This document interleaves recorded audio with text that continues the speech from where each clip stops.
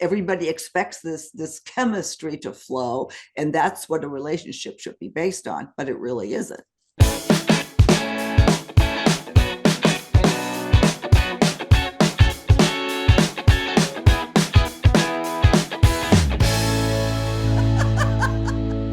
Thank you so much for joining us again on Second Act TV. I want to welcome back Dr. Gary Salyer, the author of Safe to Love Again, How to Release the Pain of Past Relationships and Create the Love You Deserve. And that's what we want to talk about today, Gary. Thank you for being here again.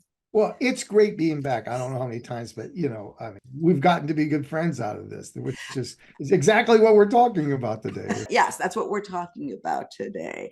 The research shows a huge number of relationships. I think it's 68, 70%. We can talk about that. Really to have their basis in friendship versus a initial romantic attraction, such as a spark. Everybody expects this chemistry to flow, and that's what a relationship should be based on, but it really isn't. Well, it's interesting because this study is looking at how people met. So these are people that didn't meet online, and 68% of couples meeting and becoming friends, good friends, points to something in couples research. It's nearly 70%, and it correlates to something that we know. The Gottman research points out that when you survey men and women, 70% of men and 70% of women, there's no difference gender-wise here, all say the most important thing is the quality of the marital, you guessed it, wait for it, friendship. So it doesn't surprise me that this is how secure attachment works. Whereas most online stuff, the more I've thought and seen the research, it is backwards in many ways. We'll just use that phrase I've used since. But it looks for a Christmas list of compatibility, and we know from research that compatibility is using compatibility is a predictor of marital breakups, because it's not the compatibility, it's how the marital friendship deals with the compatibilities and wait for it, the non-compatibilities. Yeah. These are the make and breaks. Friends know how to navigate this. And if you're thinking I'm getting my Christmas list and we get to swipe left until we get the perfect, physical match, could they be better? This is not starting off with what secure attachment starts with. And that's the hardest thing to get through to people, because I see that in our comments, and I can't wait for the comments today. I really want to hear what you all have to think about, starting off as friends. Have you had this experience? I love to hear, some examples. What the study also did, Gary, is they asked the people, how they rank a way to romance, how to initiate romance.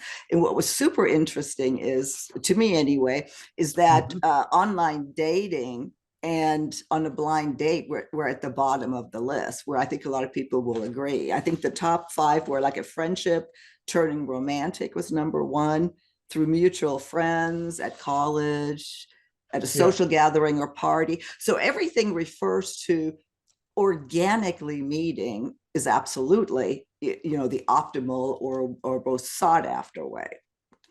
To be honest with you, online dating lacks so many ways we evolved to create attachment that I'm surprised it's become the $1 billion. And I predict that one day this thing's it won't go away, but I think it's peaking now. It doesn't surprise me that online dating and blind dating are at the bottom, because they're virtually the same thing.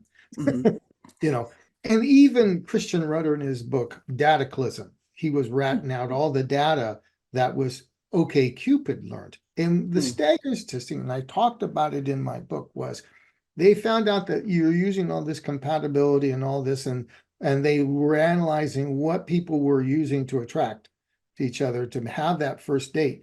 But the criteria they use to introduce each other, because that's what dating is, it's an introduction, not a date. What they were using to actually pair off, the criteria, no correlation. This is because this is digital relationships, this is real attachment. This is when pheromones kick in. There's a lot of subtle biochemical things going on. Just the pheromones alone is you're never going to get on an app.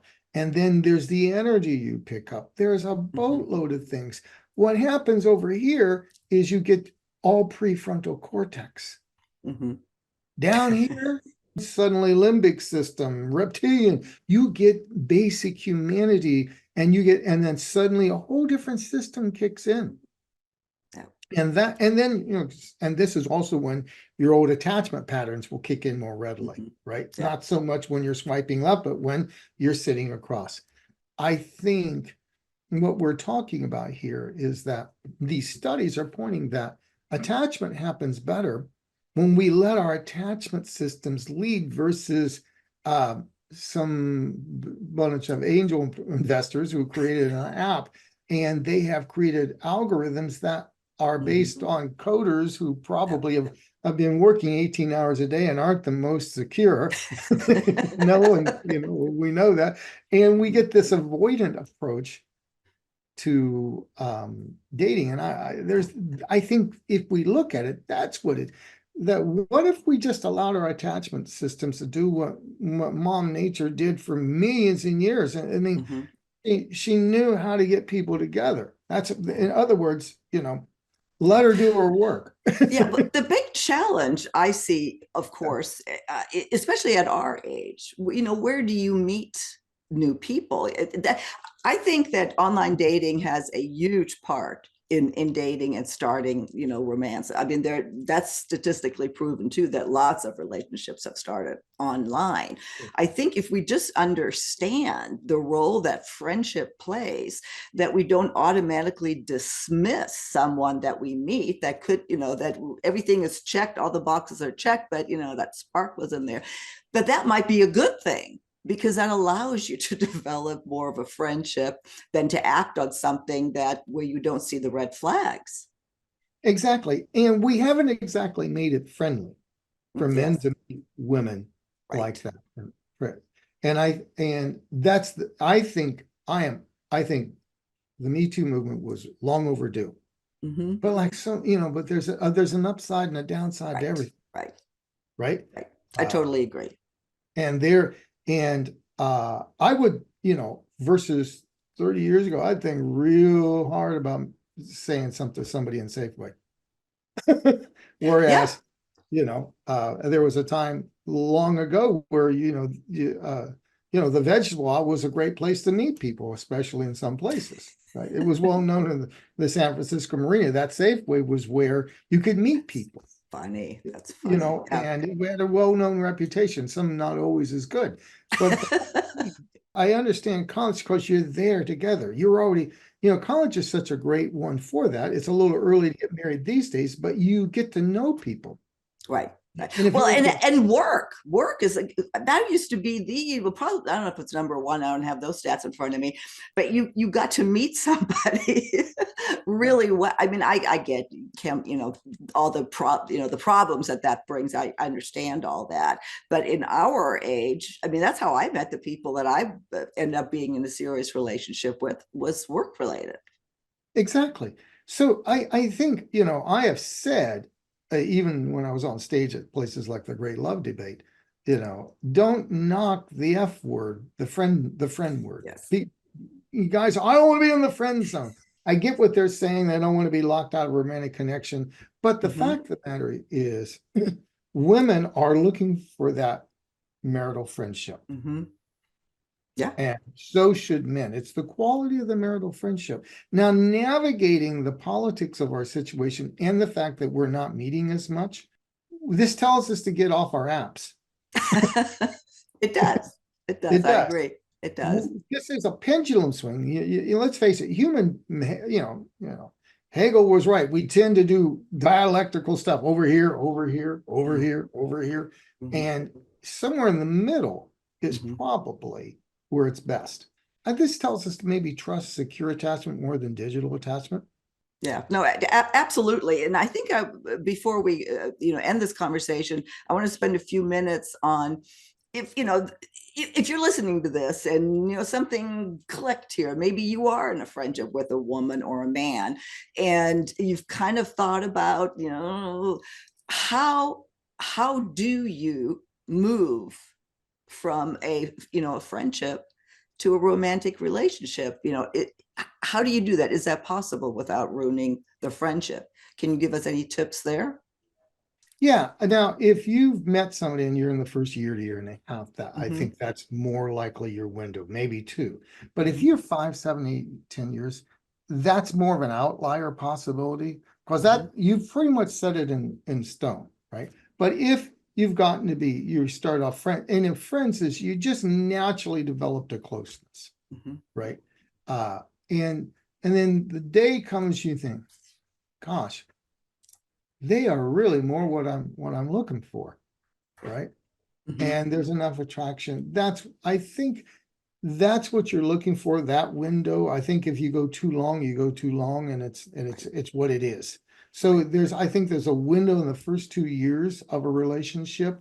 And I think you can broach it by a simple conversation. Look, I wonder, we are such good friends, whether it be wise for us to consider that maybe something more possible. And we don't have to. But Mm-hmm. well, is it possible?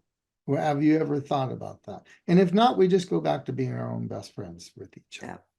Yeah. You I know, think that's where people are, that's where the hesitancy is, because after you put something like that on the table, can you go back or not? I guess it depends on the way it's handled. There's some suggestions here that some signs that maybe you are, there's more to it for both you or he, or whatever, whoever you are.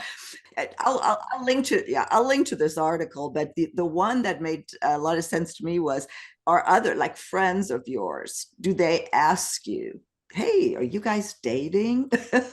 yes. uh, that others observe that there's something more going on maybe than you do. Yeah. Now, one of the things I can still remember in one of my early events, this whole question of friendship came up, right?